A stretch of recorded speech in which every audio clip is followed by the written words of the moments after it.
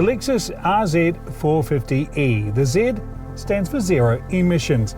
Now this isn't the first electric Lexus, but it is the first ground-up EV from Lexus, and there is no hiding the electrification. That trademark spindle has been de-grilled.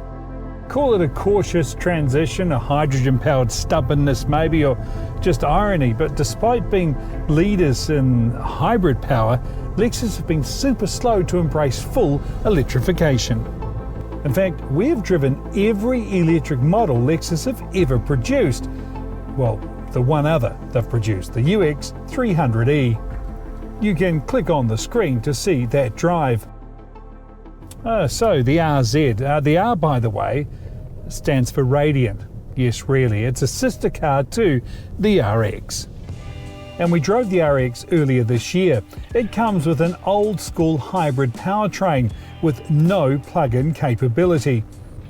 So Radiant siblings, yes, but underneath they're really no relation. This is the first Lexus built on a pure electric platform. That means the 71.4 kilowatt-hour liquid-cooled battery fits underneath the floor for better handling. It also has fast charging at up to 150 kilowatts. That's 0 to 80% charge in just 30 minutes.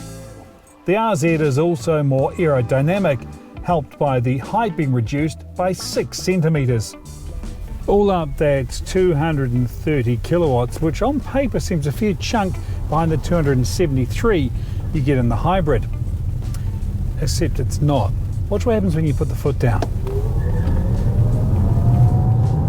That was tired squeal. 5.2 seconds to 100. Legitimately quick and a whole second faster than the hybrid. Helping put that power down is an EV version of the direct 4 all-wheel drive system.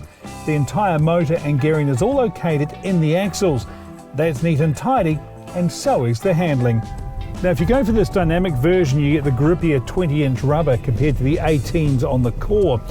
But what you gain in the corners, you lose in range. Now the official WLTP figures have this dynamic delivering a range of 395 kilometers. The core with those smaller wheels will give you 435 kilometers.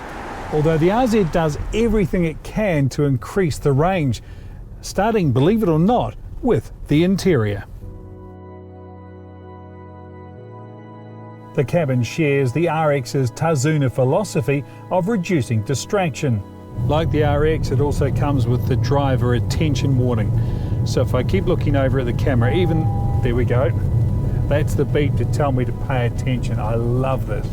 And despite all the tech on offer, the RZ is even more minimalistic and entirely uncomplicated to be in. I think cosseting is the best word, and probably summed up by the knee heaters. Yes, they work in conjunction with the seat heaters under the dash. They warm your legs up, sort of in the same way those infrared outdoor heaters work, warming the body but not the air around you. And it's the same approach in the car. Not worried about warming the air, just the people on board. The cabin temperature is also partly controlled by the panoramic roof. It's electrochromatic, which means it can go opaque at the touch of a button.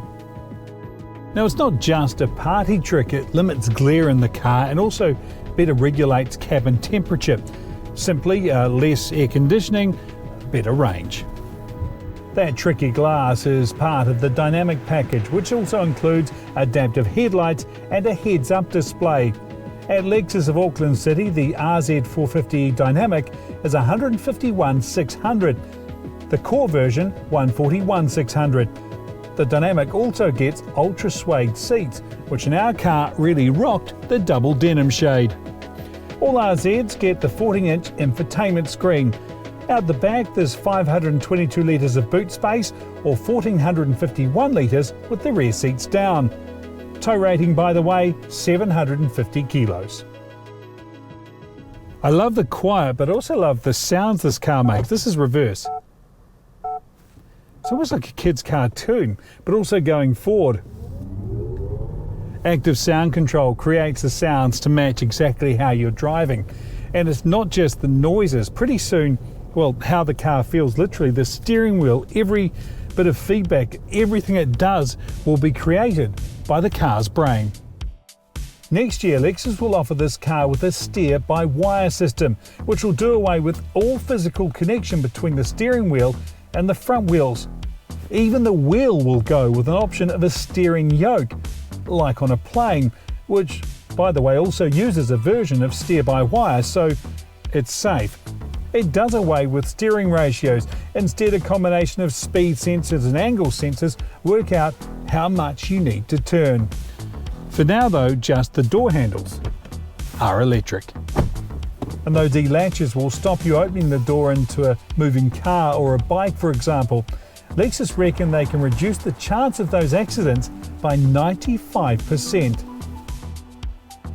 It's a smart start, albeit they're a bit late to the electric party, but now they hear Lexus, oh man, they're ready to party. Within 12 years, every Lexus will be electrified in New Zealand, and I think it's the perfect fit. It's a brand renowned for its refinement. Electrification makes more sense for Lexus than any other brand, and the RZ, well, it's a shining, make that a radiant example.